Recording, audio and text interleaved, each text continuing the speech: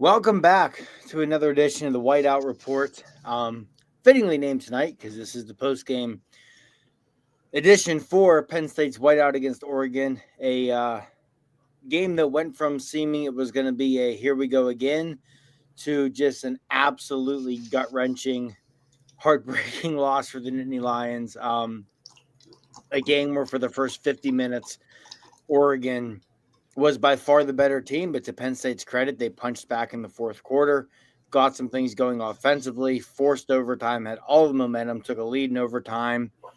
But in the end, it was, where we're going to hear the narratives nonstop moving forward now was once again Drew Aller coming up short in the big games with a killer interception. I mean, a game-ending interception, quite literally, in the second overtime to cap off what was a very inconsistent, to put it the best, night for Drew. So it was, it's extremely frustrating to sit here after one like this where you felt going in, it very much felt like the top 10 with James Franklin, Drew Aller, we've heard it nonstop. If not now, when? You're the team that brought everything back. You're the senior laden team. You're at home. It's the whiteout. This is a very talented, but very young and up until tonight, unproven Oregon team. If not now, when? And they still couldn't get it done. So yeah, just a very frustrating loss for the Nittany Lions tonight against Oregon in front of a very, very raucous whiteout crowd. Yeah, it's I just talked to a few people about this briefly before jumping on, and the first things that come to my mind is they seemingly invent different ways to lose these games every year. And they tend to lose these games in the most, gut wrenching of fashion for fans. In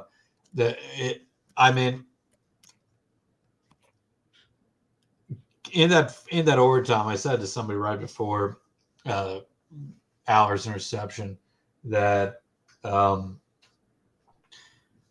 if you can win this game, it feels like a game where you would be exercising the demons per se of the last however many years for Penn State of being in these games, coming all so close to winning and then coming up short.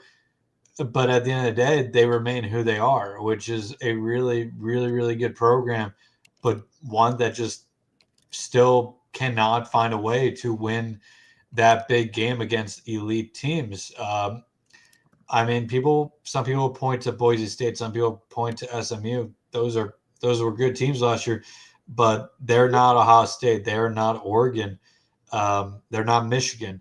At the end of the day, Penn State's James Franklin will probably say in the post-game press conference as we're doing this, there's, 130 programs in the country that would trade places with Penn State right now. But at Penn State, it's not good enough at this point, right? It's not good enough.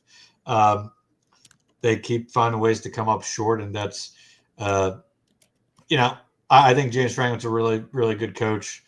I think what he's done at Penn State is really, really good, but again, they seemingly find new ways to lose this type of game every year, and it is kind of baffling how they do it every year in these sorts of games. And yeah, the season's not over for them. They still have Ohio State in a couple of weeks, right? But I'm not sure anybody really believes that Penn State's going to beat Ohio State in Columbus in November, and there's no reason people should. I've been saying for a couple of years now, I'm not picking Penn State to win that game until Penn State proves to me they can win that game. And tonight, I we'll probably not talk about them as much as we probably should. There is positives to take away from this game. What Penn State showed offensively for the fourth quarter and that first overtime drive was really, really good. The defense, despite giving up 30 points tonight, was really, really good. But it wasn't good enough, and that's kind of the story of Penn State football the last decade, right? It really, really good, but not good enough. And I'll throw it back to you in a second, but as one of our good friends, Clay, said, it's like with James Franklin, definitely one of the best coaches in the country, but It's hard to blame Penn State fans that may want something different at this point, just because it's Groundhog's Day every season. Anytime Penn State plays a top 10, top 5 team. Yeah, it does feel like Groundhog's Day over and over again, doesn't it? And like you said, they just keep finding new ways. I mean, tonight, this was a game for the first 50 minutes. This offense looked hapless. And then they got into a rhythm, and Andy Koldenicki started getting into his bag. And I thought for the most part, Koldenicki, I'm not going to lie, I thought for the most part, he called an awful game. Yeah. Right, that interception in double overtime, that was a terrible play call. That is a play that is set up to fail from the start. Especially because you were starting to wear Oregon down. And if I may on the interception, yeah, good. What did they do well in the fourth quarter? Now Aller did have that terrific touchdown throw in the fourth quarter. I mean, you watch Drew, and you'll see that interception at the end of the game, and that's an interception that people who are against Drew Aller are going to point to, right? But then he also makes that great throw for the touchdown in the fourth quarter. And you kind of saw that at times throughout this game of the bad and the good. But when Penn State was going well in the fourth quarter offensively and in overtime, what were they doing well? They were taking the ball out of Drew's hands. Mm-hmm. They were allowing the skill position players to win the game for them. Katron Allen, Devontae Ross, Trevor Pena. They were allowing them to win the game. Even when Drew was using his legs, that was good. But you put the game back in his hands with that pass, and in already a situation where it's short field. They throw the ball to the near sideline, which I'd never like. It just jumbles everybody up, which happened on that play. Because even if Dylan Dillman doesn't intercept that ball, there's another 3-4 defenders right there. Maybe it's not intercepted, but it's not going to. It could very well fall incomplete there. But yeah, as much as a Drew Aller fan that I am in terms of his abilities and his potential, it is a very tough player to defend when he consistently comes up short in these clutch situations. It was very reminiscent of last year's Orange Bowl against Notre Dame. Yeah, unfortunately it was. And yeah, it was extremely frustrating because, again, I thought, like you said, when the offense was at its best in the fourth quarter, it was taking the ball out of your senior quarterback's hands, which is a problem in itself. And I thought, again, Koldenicki, I thought he had a rough night, but some of it was good. That touchdown to Devontae Ross to tie the game, I thought that was a brilliant play design, a great play call. Because I know when I saw Nick Singleton coming in motion into the backfield out of that original alignment, my first thought was this is 100% going to be a pitch to Singleton. They faked it, the defense bought, and it just left Ross able to walk into the end zone on that shovel pass. But yeah, I'm with you. Throwing like that, it's just you're setting it up to fail from the start. I mean, a buddy of mine just texted me, and his exact words were, even though Aller threw a pick, the play call was, in all caps, that bad, because it was a terrible play call. And I think part of it is in the fourth quarter, in overtime, you're finally starting to wear Oregon down. Katron Allen was really starting to find some success on the ground. I would have ridden Allen there in that second overtime, try and get him in there. Especially once you got to the point where Oregon had on the extra point try denied Dennis Sutton, who I thought was tremendous tonight. The officiating, which we will get into, which I think you hate to see a game like this where this is even a talking point, but the officiating was horrendous. Mm-hmm. Dennis Sutton more than once draws holding calls, some very obvious, some on very important plays that were not called. But yeah, it was frustrating. This was a game where it went from Penn State had no business to winning to like, hey, it felt like they should have pulled this out. And again, to go back to what you said earlier, Dylan, they just keep finding new ways to lose these games. And that just adds to the frustration. If you're a Penn State fan, if you're in this program, and again, they're going to have plenty of opportunities the rest of the year to prove themselves. Ohio State, Indiana looks like they're going to be a top 10 team when they come to Beaver Stadium. the playoff, assuming you get there. But it's just tonight was an opportunity, and you put it perfectly earlier to exercise those demons. And I think the program as a whole, especially with Drew Aller, this win would have gone a long way to get monkeys off the back, exercise demons, take a deep breath, however you want to put it. And they didn't do it. And ultimately, that's what it comes down to. Nobody's going to care that maybe you found something offensively in the fourth quarter and in overtime because you lost. And that's what it comes down to in these games. That's what it's always come down to with James Franklin. They've had so many opportunities. 2017 at Ohio State, 2019 at Minnesota, the Orange Bowl last year, tonight. They've had so many opportunities that were there for the taking to potentially take that step as a program, and they haven't done it. And it's just, it's frustrating. But I digress. I could go on forever about that. But before we go any further, I do see the comments. I see the Oregon fans. Yeah, I get it. But while you're in the comments, tonight's show, if you have noticed, on the last few weeks, is free. And if you want to keep it free, please feel free to contribute to our channel, right? Give us that like, give us that follow, share us, give us the super thanks. The super thanks option is there. It doesn't matter if it's $1. It goes a long way if you guys want to keep this free every week moving forward. But yeah, it's so frustrating for Penn State. It's just, again, this one was, you went from a game you had no business winning to a game that was there for the taking, and they couldn't do it. And yeah, you're stuck now. I said it Dylan, I know you're at the same Slack channel of Penn State people I'm in, where it's like, hey, you lose tonight, you run the table in October, you go to Columbus, you lose, you go 10-2. And unless you get a favorable matchup in the first round of the CFP, it feels like you're 10-2 and losing the first round of the playoff. Lather, rinse, repeat. And I'm at the point now with Drew Aller, with James Franklin, and I have been maybe the biggest defender of James Franklin during his tenure at Penn State. And I still think he's a tremendous football coach. But until you show me you can do it, I have no reason to believe it's going to happen. That's why I picked Oregon to win coming into this game, was because until you show me you can do it, I'm not going to pick you to do it anymore. Mm-hmm. And I'm still there, because tonight's game was just, as bad as everything went offensively in the first 50 minutes of this game, this is one that Penn State probably still should have won.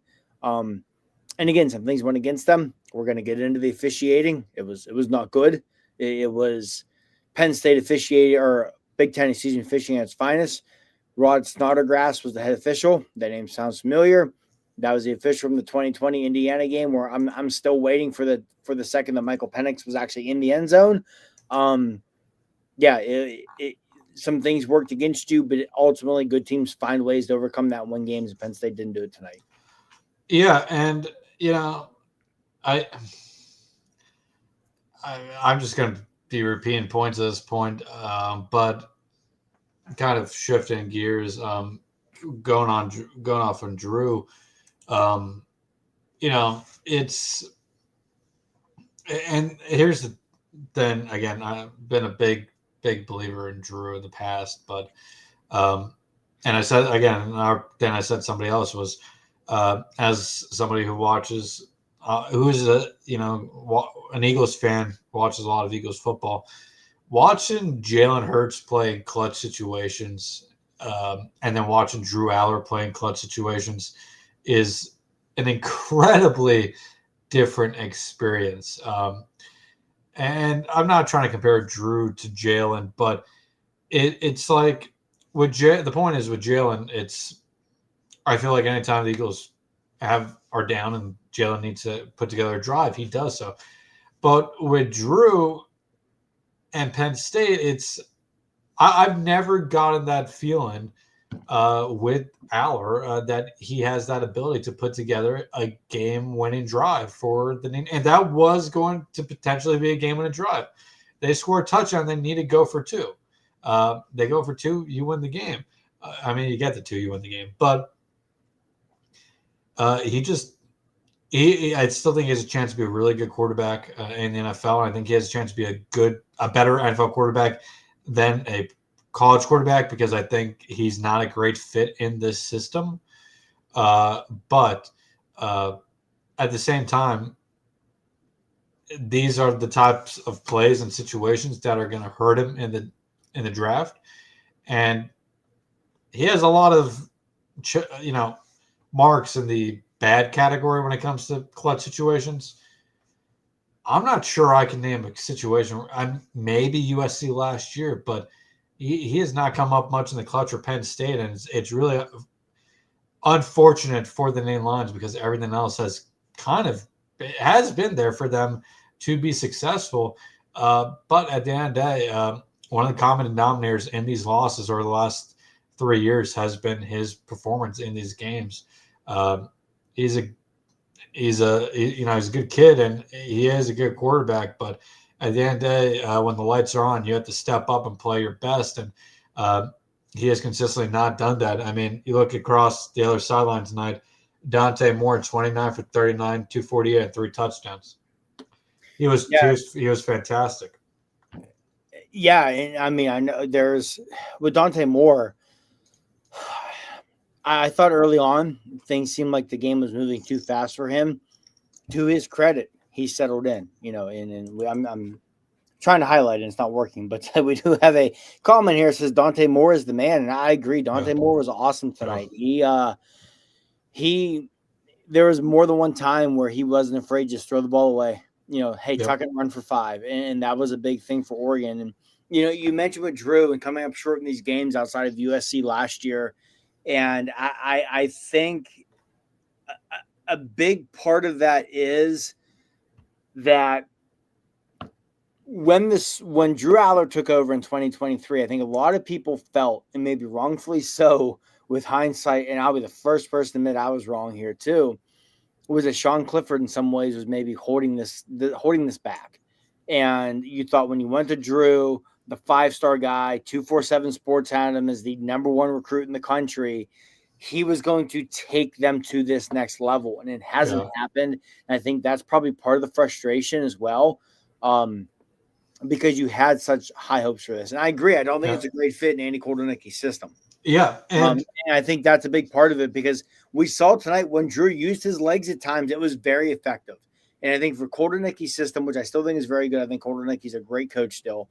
For it to be fully effective, you need a quarterback who can use their legs. And it's not that Drew can't. I mean, tonight he averaged 4.7 yards a carry, and that's with the sacks. When he tucked the ball and ran, it was effective. And it's just, I don't know how much of it is, square peg, round hole. And he did an excellent job, just an absolute excellent job in the fourth quarter to lead this team back. But it's the inconsistencies, right? There was a play. It was right before their last drive of the second half, or the first half, excuse me. And he hits back foot sliding, falling down, hits Devontae Ross on a throw that a lot of NFL quarterbacks aren't going to make for first down. Yeah, that was they're somehow going to at least get in the field goal range and have a lead at halftime. And then the very next play, if he leads Luke Reynolds might wind up inside the 10 when it's all said and done. Yeah. Puts it on the back shoulder, throws it behind him. Reynolds doesn't catch it. And there was more than one throw like that tonight. It didn't matter because they wound up scoring, but their last drive of regulation, the first play of the drive, again, puts it behind Reynolds. It puts it in front of him. It's a big gain. It's the inconsistencies with Drew that I think are so maddening. The mechanics come and go with his footwork, with his arm angles. And that's what drives you insane because there's at times you see it. You see that talent shine through. And again, the interception in double overtime, yes, he deserves blame for it because it was not a good throw, but it also was not a good play call at all. I think frustration is the word of the night for Penn State football, for Penn State fans, because I think that's where we're all at. Just the ultimate frustration to so many times be so close, have that signature, get over the hump kind of win in your grasp, and you let it slip, and they let it slip again tonight.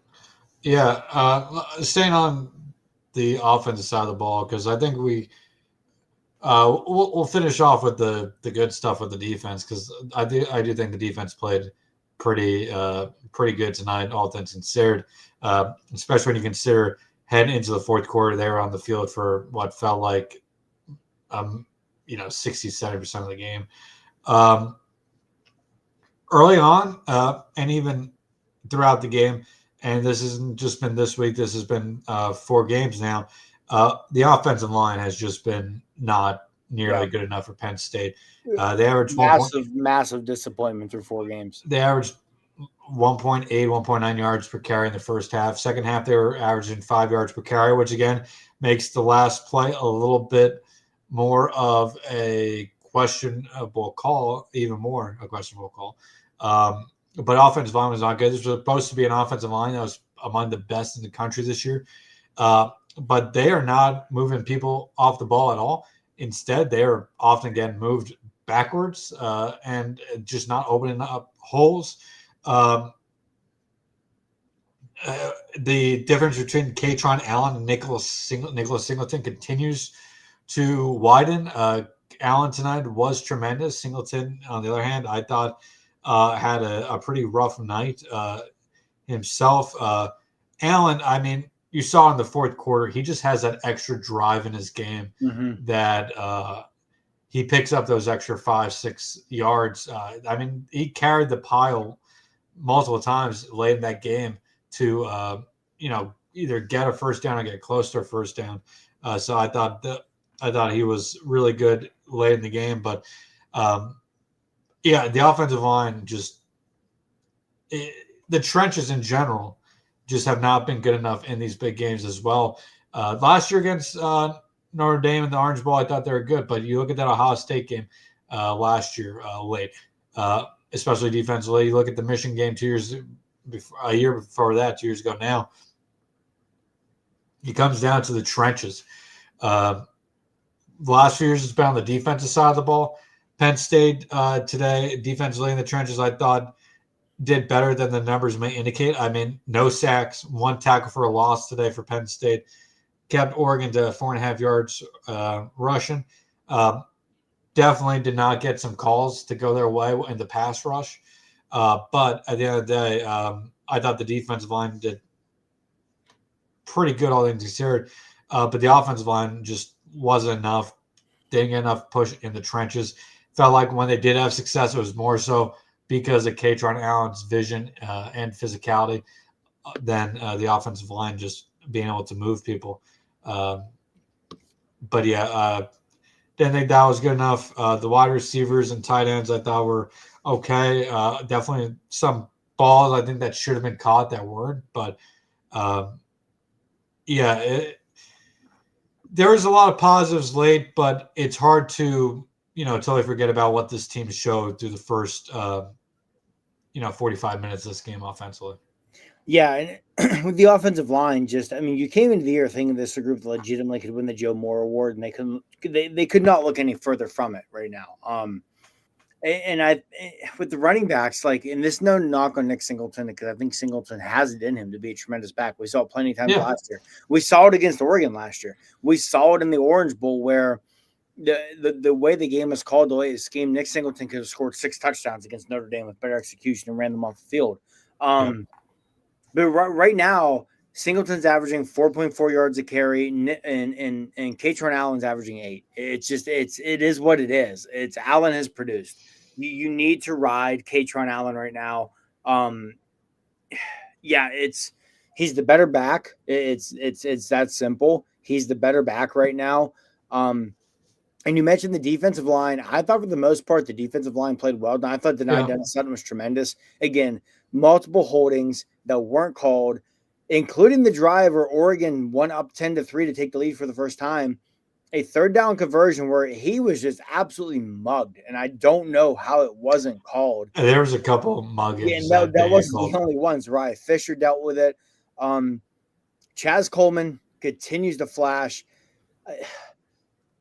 The fumble at the goal line was a tremendous play by Chaz Coleman. I have never in my life playing it, watching football, I have never heard the blade of the grass grazed his knee. We're going to call him down. That was Yeah. the worst. I'm going to get angry for a second. I apologize. But that was the worst overturned call I have. I don't care the sport. That is the worst overturned call I have ever seen off of replay in my entire life in any sport.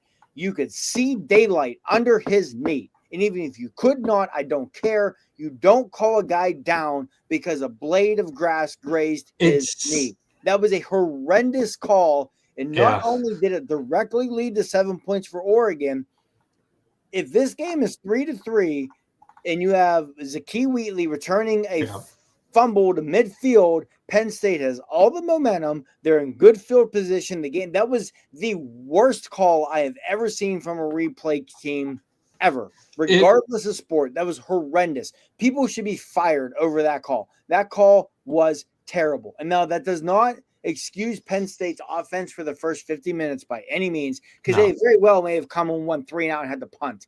But that was a god-awful call. In no world should that play have been overturned. And if that play is not overturned, there's a real scenario where Penn State wins this game. That was a god-awful call. Yeah, no. Thank you, Roger, for appreciating the passion on it, because that was, even if I'm not a Penn State fan, I'd be passionate about it because that was a horrible call. No, yeah, and trust me, I 100% agree. I'm just, I'm so used to being very not monotone, but from covering covering the team, I'm very used to staying a little bit on the column side. But yeah, I just don't know how you overturned that play. I mean, we've never seen a call overturned because of a blade of grass grazed a knee. Grazing. And I don't like. How do you even see that on video? You can't. I couldn't see it. I watched it. I couldn't see it. I mean, you can. It wasn't there.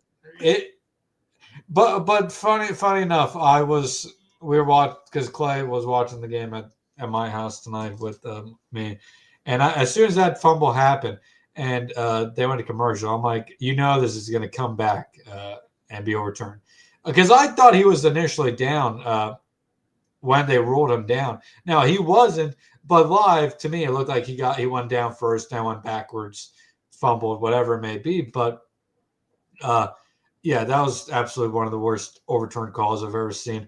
The officiating was terrible in this game for the most part. Both, there'll be Oregon fans perhaps watching this who say, well, Penn State got away with holds, and I'm sure they did. But there were some pretty blatant muggings of Deni Dennis son of Zariah Fisher in this game that just did not get called. It was I don't know how they got missed. And, for Penn State fans, it's even more irking because they think about last year to the Big Ten championship where similar things happened. Deni Dennis Sutton, Abdul Carter getting mugged throughout the game.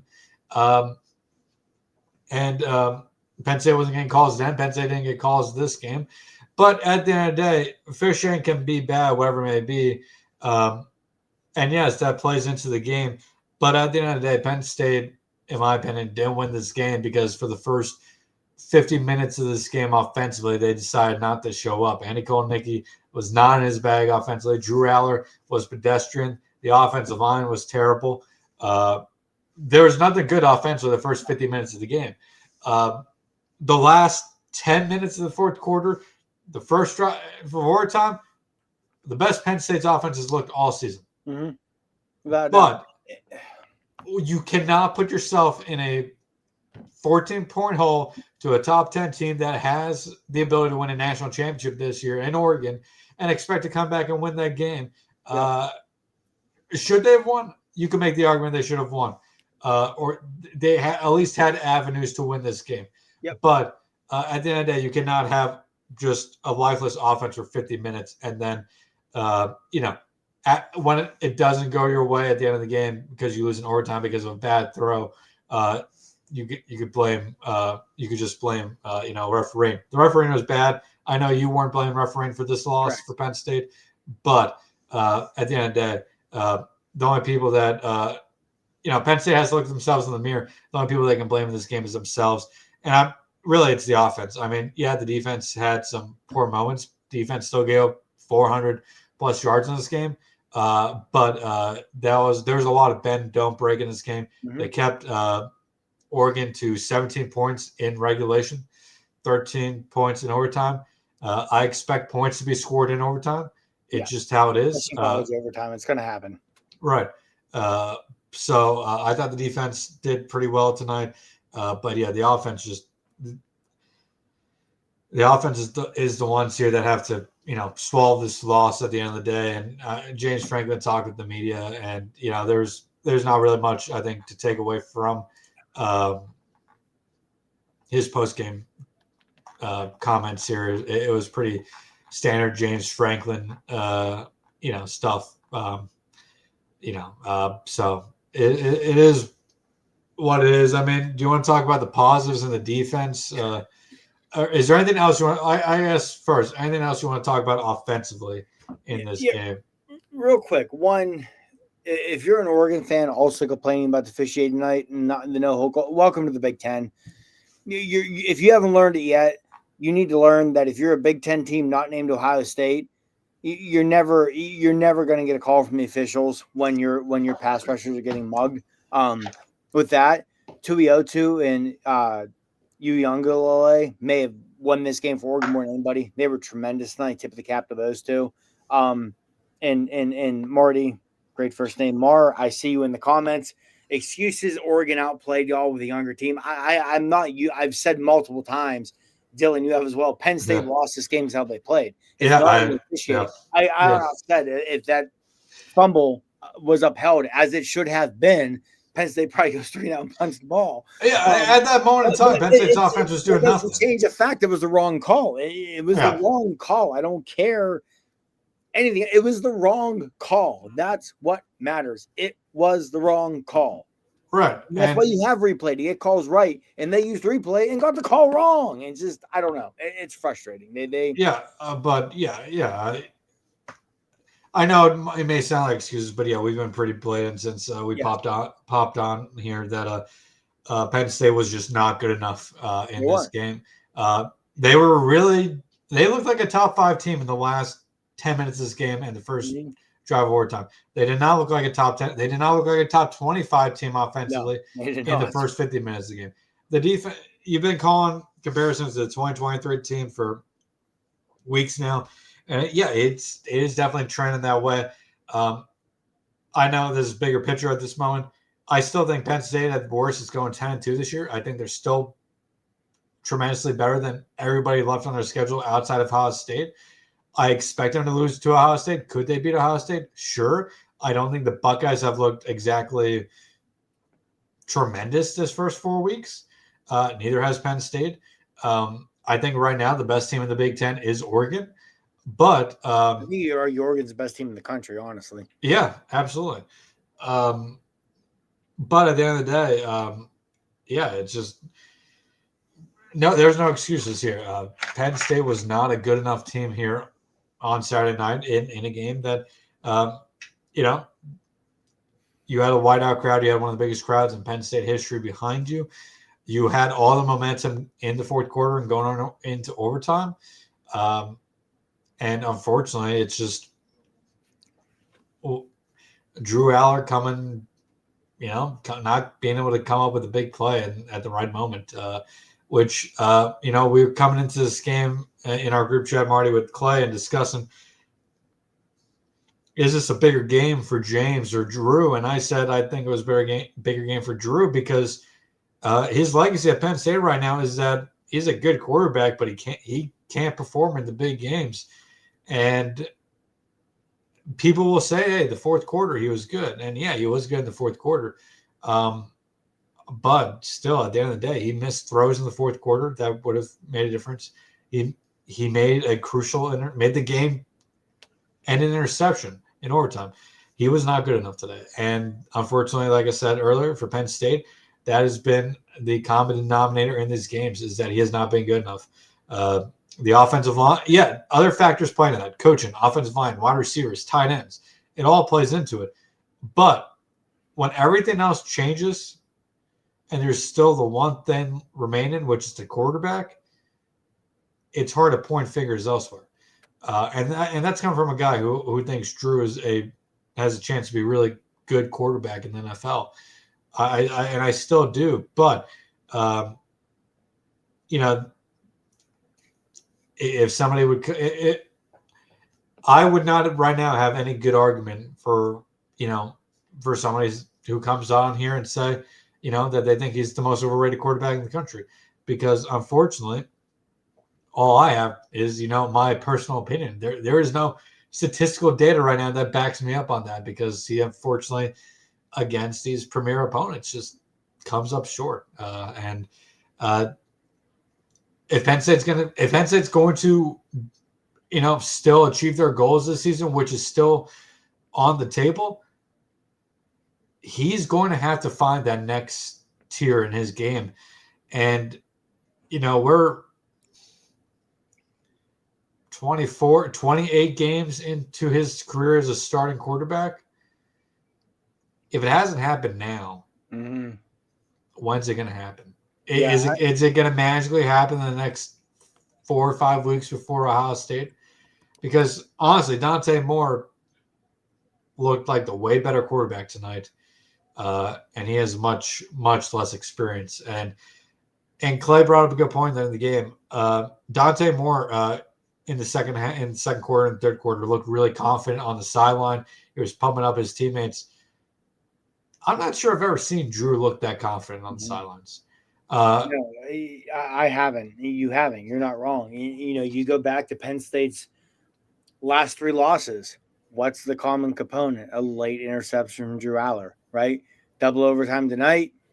We all know what happened against Notre Dame right at the end of regulation, and the interception after the 2-minute warning against Oregon in the Big Ten title game when they were driving down to look to tie the game. That's the common component. And, I think another thing that doesn't reflect well on him or Andy Kotelnicki or whoever you want to put this on is, Trey Wallace was jettisoned out here in the offseason and is averaging 22 yards a catch for Ole Miss against SEC competition. That being said, that's not a good look on Drew Aller or Andy Kotelnicki or anyone else at Penn State. That being said, on Trey Wallace, he did have a good first 3 weeks of the season.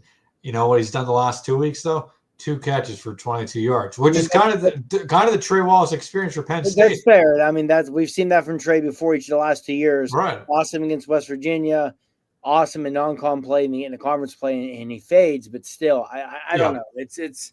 I agree. Like you said, at this point, the book on Drew is what it is, and at what point do you start to think, hey, maybe there isn't another step there, right? Maybe there isn't any more growth to be made. At least not until he gets to the NFL. Well, let's be honest here. As an experienced quarterback as he is and the talent that he has, are elite defenses of elite defenses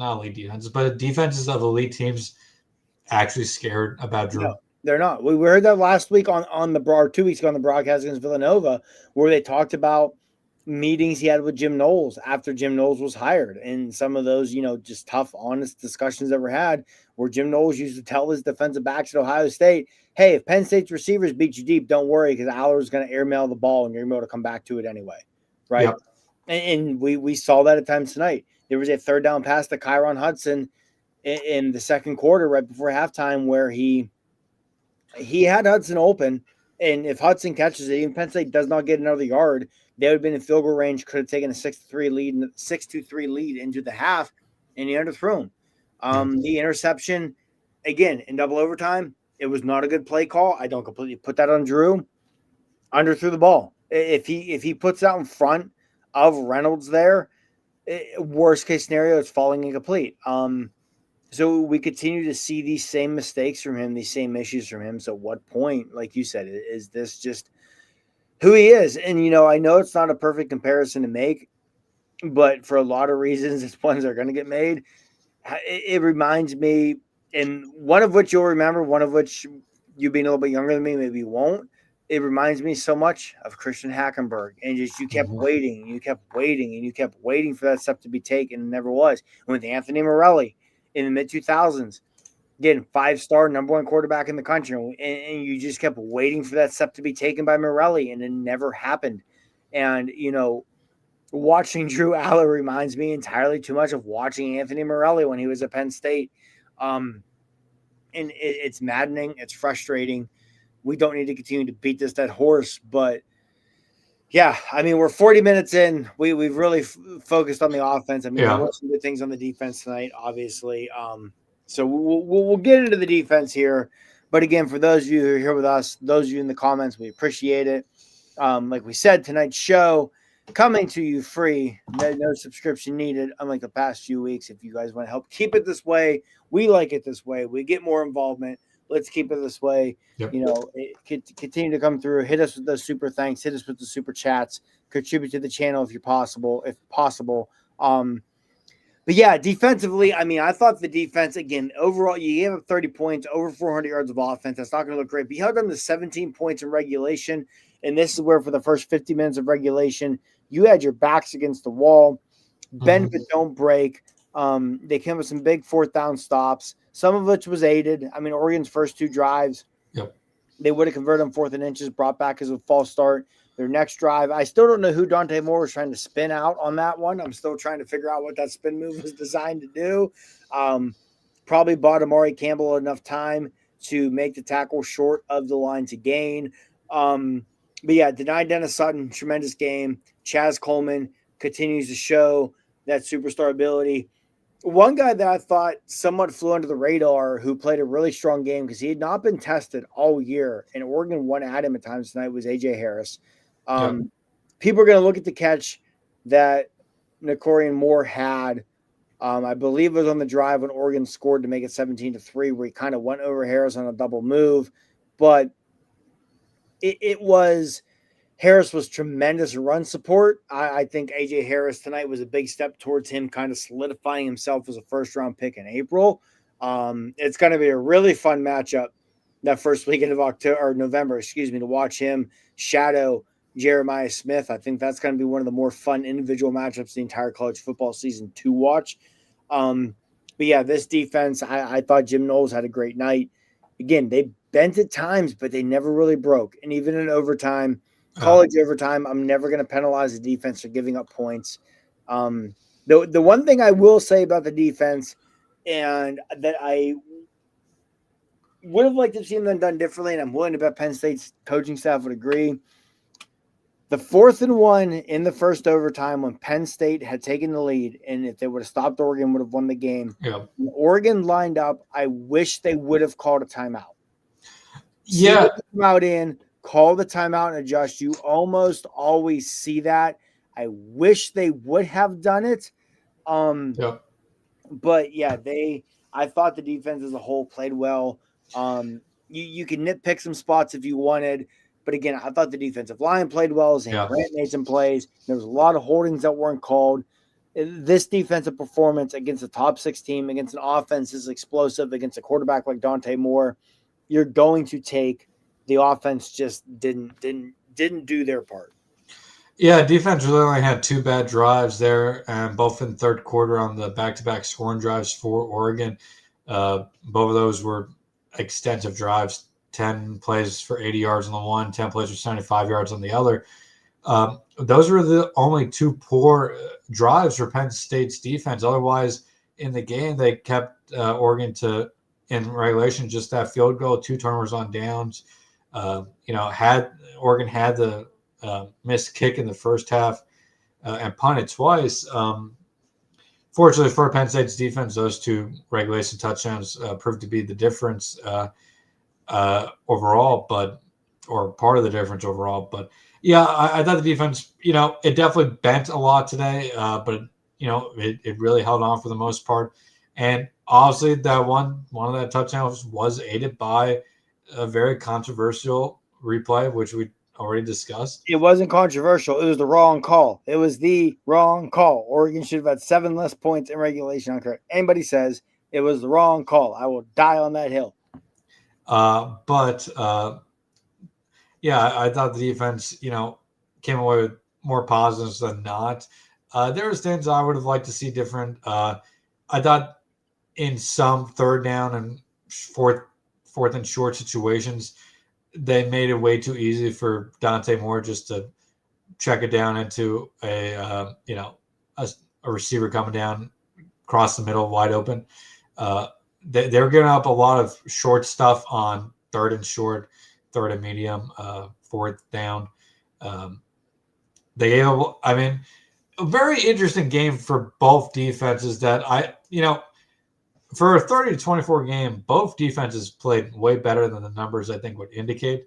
But at the same time, Penn State was 6 for 15 on third down. Oregon was 6 for 18. Oregon was 5 of 7 on fourth down. Penn State was 3 for 3 on fourth down. It was a very interesting game in that aspect. Neither team is going to like what they did on third and fourth down defensively in this game. But I don't think the box score nor the final score really tells the story of this game defensively for either side. I will say, though, at the end of the day, as good as Penn State defense played, what they really needed in this game that they never got outside of that one play was a turnover. Yeah. In the fourth quarter, in overtime, to win this type of game, you tend to need one of your big players to step up and win the game. Yeah, that's fair. Oregon got that.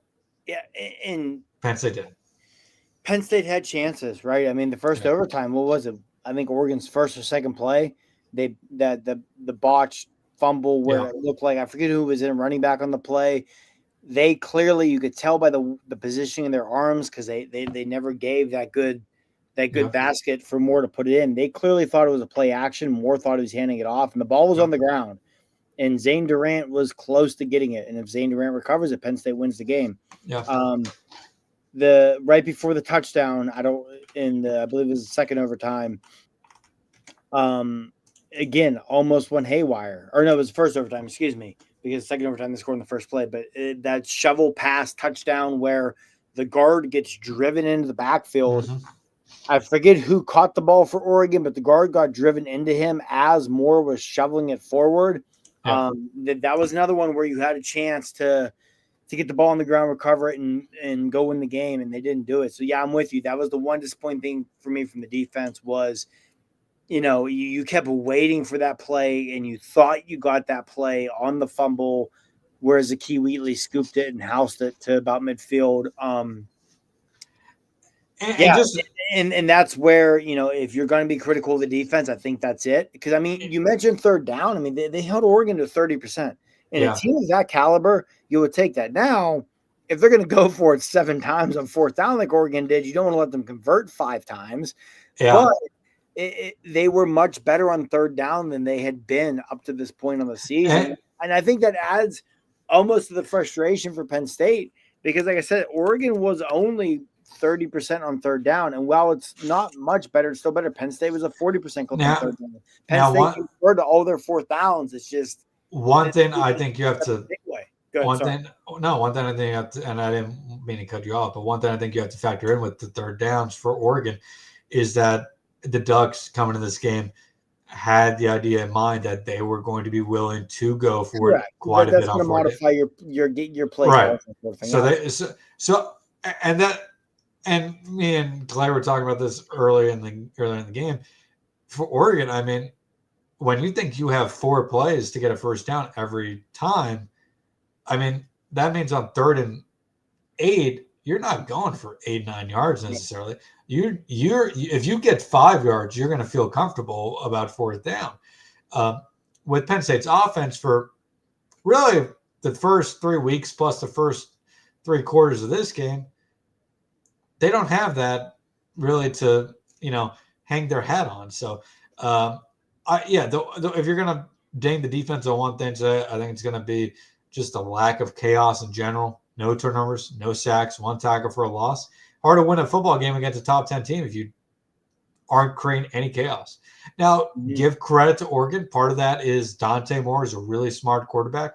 Dante Moore looked like a 5-star quarterback tonight. It's part of the play calling for Oregon. Penn State got held here and there, but can't use that as an excuse, right?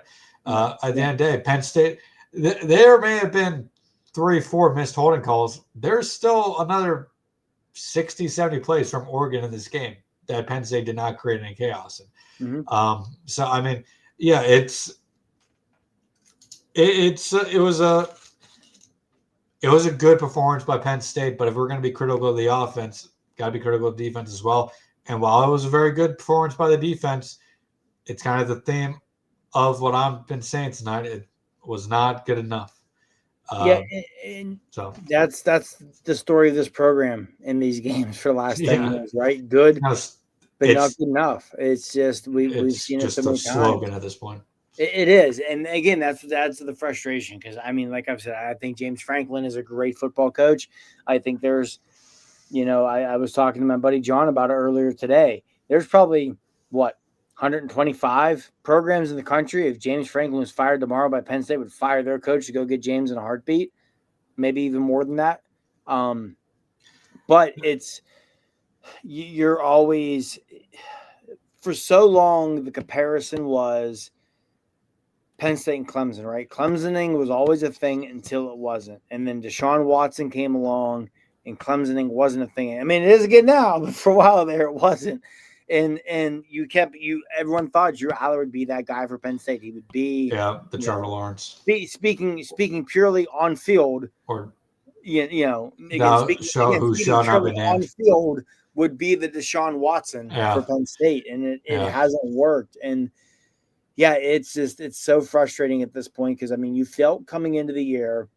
I mean, I predicted Penn State to go 11-1. I thought the loss would be at Ohio State. I thought they'd be 11-1, get to the Big Ten championship game. Theoretically, everything's still on the table. It is. Yeah. Everything, even if they go to Columbus and lose, everything's still on the table for them at 10-2. But it's just, it has become until you see them win one of these games, you're not. But even then, like I think for the most part, we've said what we need to say about this game. So we can look big picture here for a few minutes. Okay, say they go into Columbus, pull off the win, which right now, I don't think you're expecting that. No. I don't think I'm expecting that, right? No. But let's say they defy expectations. They go into Columbus and do something they haven't done since 2011 and win in Columbus. Yeah, and really – and this is not me trying to slight them. No, go ahead. You're going to go back to 2008 for the last time they truly won in Columbus. That was a team where Tressel was fired right before the season, and the team was checked out. They went like 6-6. Let's just be plain with it. I mean, it's been 17 years since they've won in Columbus, but they still haven't beaten Ohio State, period, since 2016. It's been almost 10 years. So let's say they pull it off. Again, I think Ohio State is a very good team. They could win the national championship game. I would not be surprised. Through whatever it has been for them, 4 or 5 games, I have not been overly impressed by them. I think Julian Saint's really good. It's interesting because he's been playing very well, but at the same time, they're not really lighting it up offensively. I think part of that is because their run game this year is a little pedestrian compared to the last few years. But that being said, still an elite defense. I don't know how Penn State's going to move the ball against Ohio State. I'm going to be honest. I don't know that either. But let's say they somehow pull off that win. I don't know if I necessarily am going to suddenly have faith in Penn State to then make the Big Ten championship, which if they beat Ohio State, they would make the Big Ten championship game and soon they win out. Then they would have to face probably Oregon again. I'm not sure I'm going to have confidence for them to win necessarily another game against a top 10 opponent just because they did it once, right? Mm-hmm. And then if they're going to win a national championship still, they're probably going to have to beat 2 more top 10 teams. Yeah. Right? So, I mean, it's just – and that's kind of been like – that was the thing coming into this whole season, right? Like, if they're going to do it, they're going to have to beat 4 to 5 top 10 teams to do it. And that's the great thing about the college football playoffs is that there is no fluke champions now. Maybe somebody gets upset, but to win a national championship, you're still going to have to beat 3 or 4 of the top 12 teams in the country every year.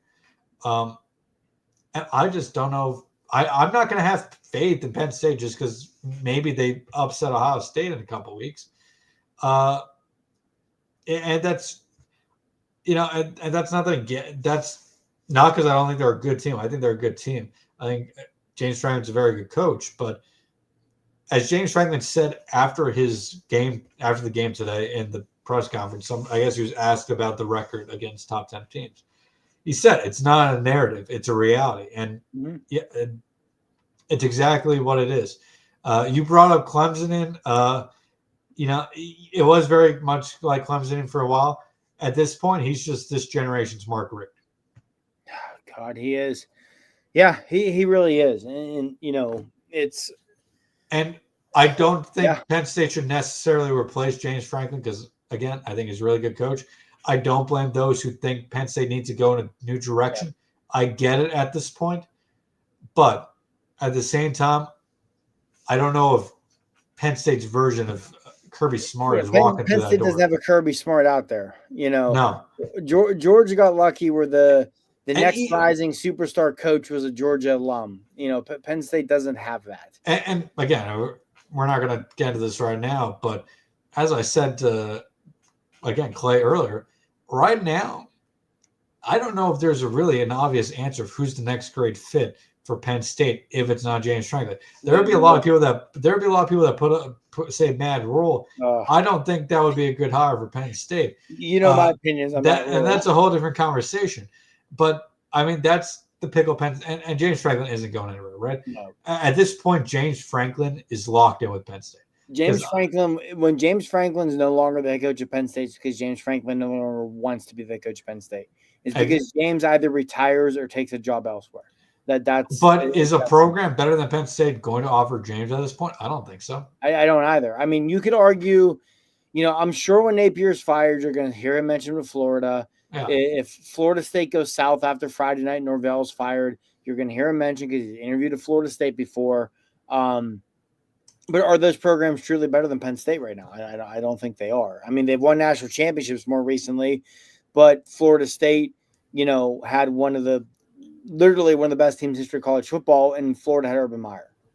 So, right. I don't know. I'm with you. That's where it's frustrating. I know the two of us and Clay have discussed this ad nauseum in recent years, where I'm not going to fault anyone who wants to try something different. But, you mentioned Mark Richt. I'll go back to, not a perfect comparison by any means, but go back to Bo Pelini, where Nebraska fans were over going 10-2 every year and wanted to try something different. And Nebraska has been an utter and complete show since they ran Pelini. And that is the risk you take. But the other risk you take is maybe the next hire is Kirby Smart, right? Yeah, and I do think, too, with Georgia, when they made that move off of Rick, they knew Kirby wasn't going to tell them no, right? Yeah. Again, you don't have that if you're Penn State. So, yeah, I don't know. It's frustrating. No, go ahead. Go ahead. No. Well, we got a last-minute comment here. I guess we could entertain this quickly after I make this cut. Yeah, we will. But bigger picture, looking at the schedule going forward for Penn State, UCLA this upcoming week, Northwestern after that, at Iowa on October 18th, a bye week, and then at Ohio State. Penn State should win the next 3 games. That game at Iowa is interesting. If that's a night game at Iowa, that could be very interesting for Penn State. But they don't have an offense. They don't, but it's Penn State necessarily does. But I think Penn State wins that game, but I don't know if it's not going to be pretty. I can see Penn State and win pretty. I can see Penn State going out and winning, maybe not pretty, but I can see Penn State winning in some weird blowout fashion. But I also could see this being like a 2019 game or 2019-2017 game, whatever it may be, where Penn State wins at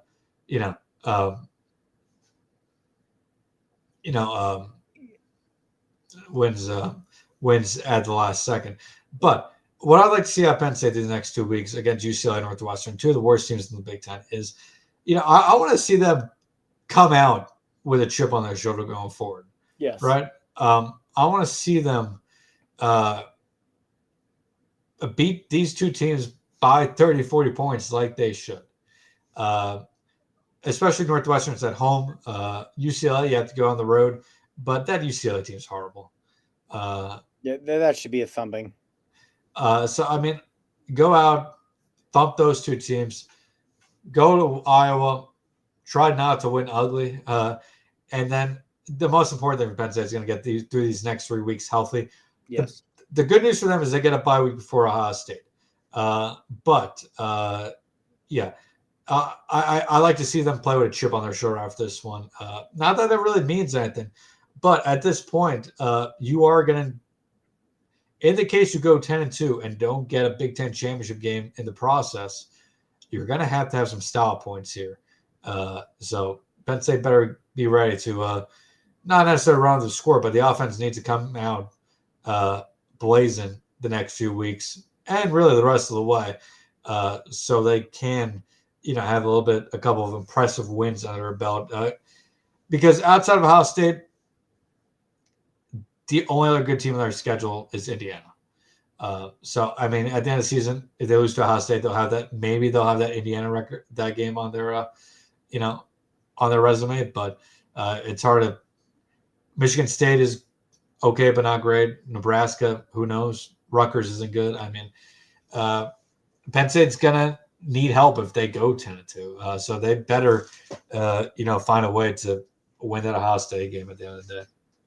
Yeah, and again, this is where Penn State really needed this one. But they didn't get it, and they've got no one to blame but themselves. I mean, like we said, the officiating was poor.